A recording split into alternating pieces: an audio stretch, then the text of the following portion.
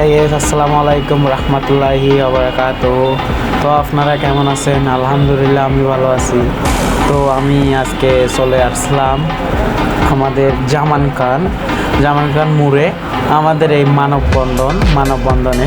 তো এই মানববন্ধনটা কিসের অনেকের কি জানার থাকবে। তো এই মানববন্ধনটা হলো আমাদের চট্টগ্রাম যেটা বড় মেডিকেল। তো চট্টগ্রাম মেডিকেলে আমাদের অনেক রুগী আসে, যেখানে সিট থাকে না। তো এখানে সিট থাকে না, রুগীগুলা সেবা পায় না, হয়তো মারা যায়। তো এগুলোর জন্য আমরা কি করলাম, সবাই মিলে মানববন্ধন। তো ইনশাল্লাহ আমাদেরটা আশা করি যে আমাদের ইয়াটা সরকারে পূরণ করবে, রাজি থাকবে।